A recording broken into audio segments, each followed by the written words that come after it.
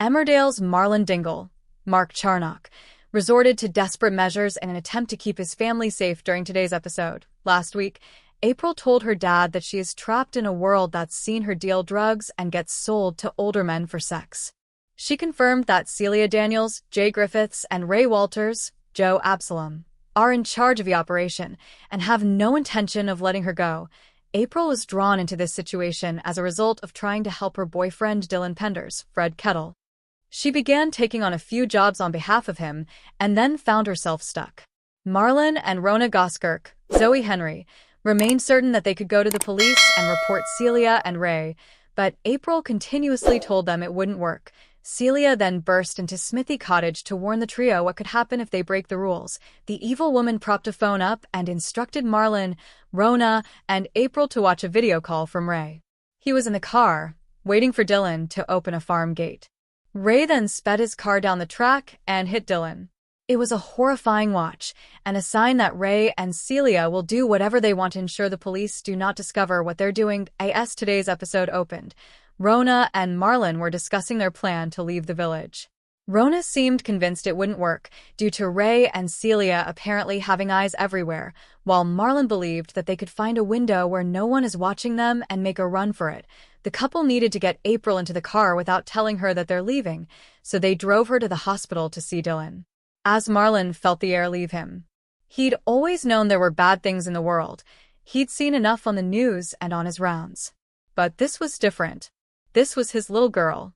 This was the girl who used to sit on the arm of the sofa and read with her nose in a book, who had painted rocks and left them around the village with smiley faces. The April he loved had been replaced by someone who flinched at car doors and played the world as if each small choice might be the one that collapsed into disaster. That was when he met Celia Daniels and Ray Walters properly. The calibrated smile, the smooth, patronizing patience, the way they moved like people used to moving things with cold hands and frozen hearts. To them, April was a thing. To Marlon, she was an avalanche that could be stopped if you pushed at the right place. He and Rona argued for days about the right thing to do. Rona, whose steadiness could be a religion in the village, wanted the police. Marlon wanted the same thing, but he also knew the police were not the magic wand that fixed everything. Ray and Celia had eyes and mouths and men on bikes and strings that went into places where official paperwork got lost. They were built of small, legal lies that became monstrous because someone like April fell into them. What if we leave? Rona said one night, the lamplight turning the kitchen into a little planet of well-worn mugs. We take April and we go. Start over somewhere else where they can't find her. Marlon had loved the idea at first. He'd imagined a caravan by the sea, April laughing as she crumbled fish and chips into pebbles. But he remembered the video Celia had played, Ray in his car, the sickening jolt as Dylan's body crumpled, dirt and dust and metallic scent on the camera.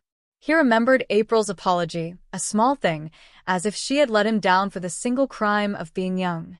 Leaving would not stop Ray. It would be running. And running, Marlon realized, was a debt you paid daily with your heart. He thought instead. He sat up late. He listened. He drank tea until his hands shook. He asked small favors from people he had never asked before. He did what he did with everything. He used his little knowledge of people, the way they always repeated themselves, the way they did the same wrong moves when they thought no one was watching. Plan? Rona asked the morning Marlon finally pulled his cap down over his ears and walked into the market with the stubbornness of a man going to war. What plan?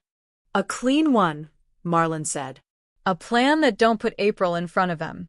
A plan that makes them leave of their own accord. Rona's eyebrow went up. Leave? How? You remember when Charity got the cafe clean? And how she had that idea about the camera in the corner? He told her about small things. The ways villagers like to put their arguments on blast, how nothing killed a man quicker than humiliation, how the internet could be a roaring beast or a net to catch the worst things men tried to hide. He didn't call it by any official name. He just told Rona the truth. Sometimes, if you shine a light into a place long enough, the rotten bits show up. They needed proof. Not just a story, not just April's trembling testimony, but paper, footage, a trail that the police could easily shred. They needed someone who could hold a camera without feeling like they were prying, someone to listen without pity and make the words sharp. Marlon thought of Dylan. He thought of the boy's jaw, the way remorse sat heavy on him like wet clothes. Dylan wasn't a saint. He'd been a part of this disaster too. But he also had felt the weight of it. He owed the village more than he owed himself. Convincing Dylan to help would be the first difficult thing Marlon had to do. Dylan's recovery in hospital had been slow and ugly and human. He'd been bruised in places that hurt the soul rather than the skin. When Marlon visited, he expected to find a boy full of anger and shame. He found instead a quietness like a man who had finally learned to listen to himself. "I can't undo what I did," Dylan said when Marlon told him what they were planning. "But I don't want them to do it to anyone else. I'll help." So they planned. They walked the village in secret, left notes, spoke to old friends of the Dingles who could be trusted. Marlon was nothing if not a man who knew where the small human habits lay.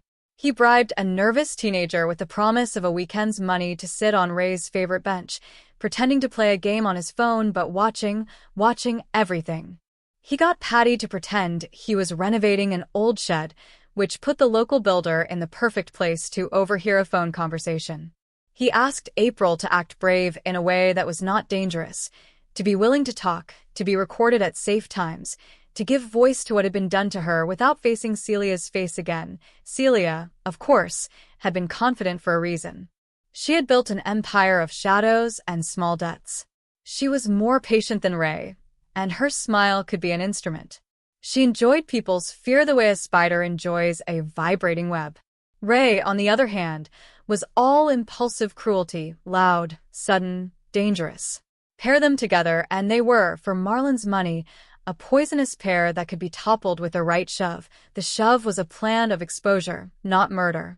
They'd create a night when Ray and Celia thought they were untouchable. They'd lure them with a cash payoff that would never be real, cash that would be a public stage. Ray and Celia loved the theater of money.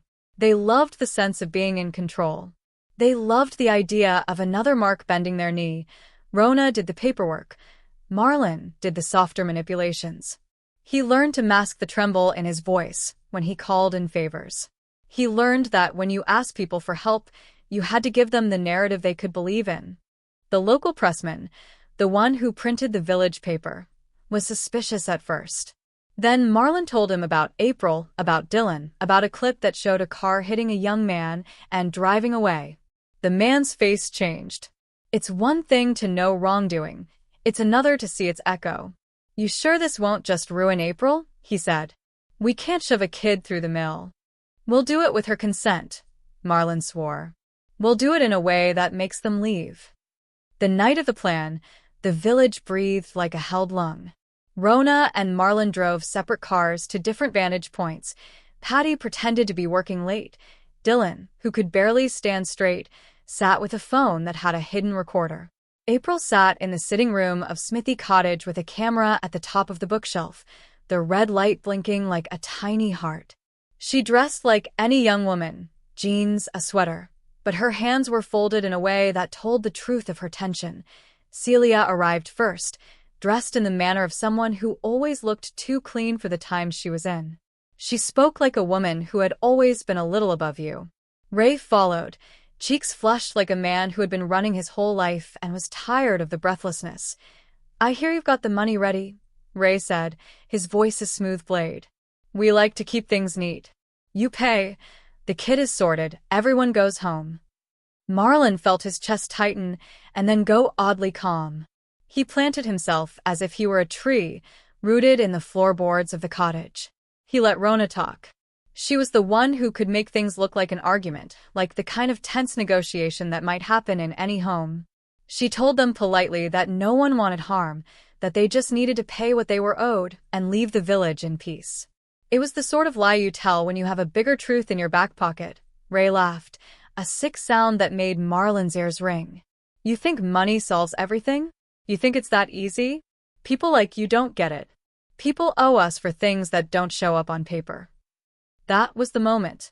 Patty's van, conveniently parked, had a speaker system that masked the faint ticking of a recorder. Dylan trudged up, got within distancing range, and said slow, flat words into the phone that everyone in the room would soon hear. "You pushed me," he said. "You said I had to scare people. You told me to make them afraid. You told me it would be just a job." Ray's face split. He reached for the hand that wasn't there, the one that had always found a way to silence a voice. For a heartbeat, Rona wondered, would he lash out physically? But then Ray took the safer route. The one violence always takes when it can't be visible. Threats thin as paper edges, the promise that they would be found, that rods would be put down their throats like a new law. That was when Marlon did something he never knew he could. He played the card he had been saving, a live stream to the village paper. The pressman had agreed to broadcast the last 10 minutes. It was risky, it might have gone wrong, but it went the only way it could. The village saw. The social media feed picked it up. People stopped reading online recipe lists for a moment and watched. The red light on the bookshelf camera blinked like an accusing eye. Dylan's voice was steady. April's eyes were not hidden. Celia's smile thinned until it was something like a seam pulling apart. "You put your hands where you had no right," Dylan said plainly. "You used April. You hit me. You killed people's chances." There was a hush heavy as river stones.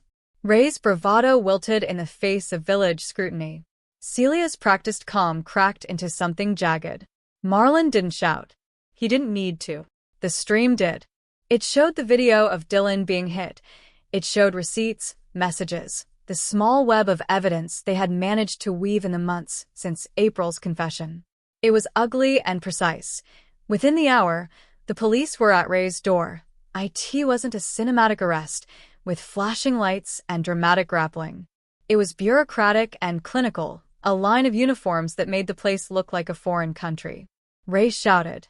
Celia tried to sweep the room with her smile, as if it could erase the thing in front of them. The villagers watched from windows and hedges, whispers crossing the lanes like small birds. "Leave the village," Marlon said later when it was only Rona and him in the kitchen and the moon had gone thin as a fingernail. "I wanted to make sure they didn't exact more harm. I wanted them gone." Rona leaned back, the lines around her mouth deep. "You wanted it. Not everyone does it the same way. Some people would have called the police first." "I did call them," Marlon confessed.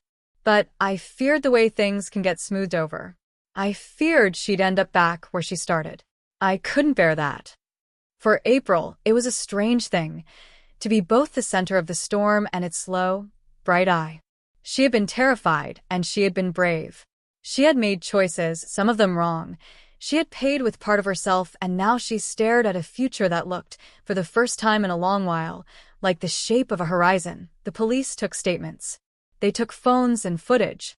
They asked questions with the odd, precise tone of someone who had been asked about the weather all his life and suddenly had to ask about the weather of another man's soul. It was tedious, and it was salvation, like the slow drip of a faucet that eventually filled a bucket. Celia's exit came first. She left in a taxi, with a face that had the pale look of moth-eaten silk. She didn't yell or plead. She simply folded herself into the back seat and let the road take her. There were rumors later that she had gone to see a sister in another town, that she had been seen boarding a train with a small suitcase and eyes gone flat as coins.